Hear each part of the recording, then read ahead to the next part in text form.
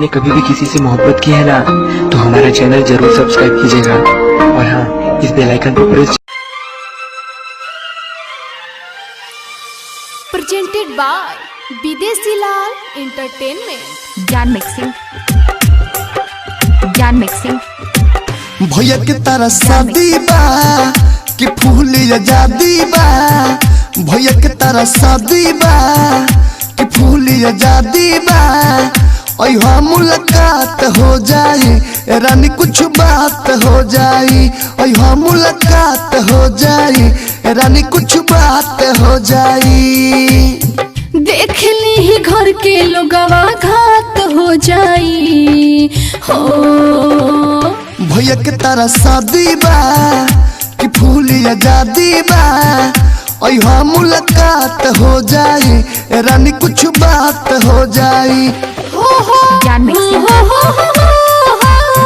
ला ला ला ला ला Gyan mixing Balaji recording studio Jadavpur. Presented by Videshi Lal entertainment.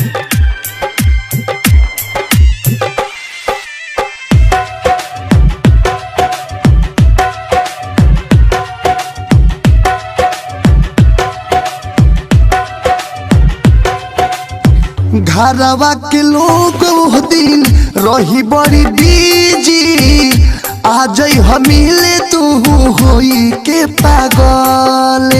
रात होई अनहरिया अह बसवरिया। आके तू हवा बजा दी हो छागल। मिले के चक्कर में आधी रात हो जाई हो। भैया के तारा शादी बा कि फूल आजादी बा। अहा मुलाकात हो जाए रानी कुछ बात हो जाए। ज्ञान मिक्सिंग ला ला ला ला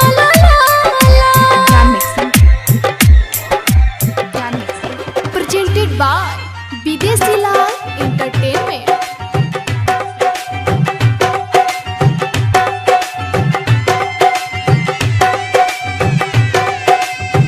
मिले के जाने इतना कोशिश न करा। कुछ दिन और बर्दाश्त करा। दूरगस विदेशी यादव मिले खाती महरेले। तनी सा बेचैनी एहसास त करा।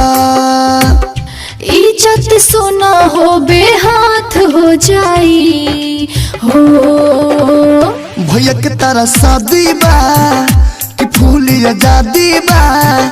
अहा मुलाकात हो जाए रानी कुछ बात हो जाए। भैया के तारा शादी बा कि फूल आजादी बा। अहा मुलाकात हो जाए रानी कुछ बात हो जाए। देख ली ही घर के लोगवा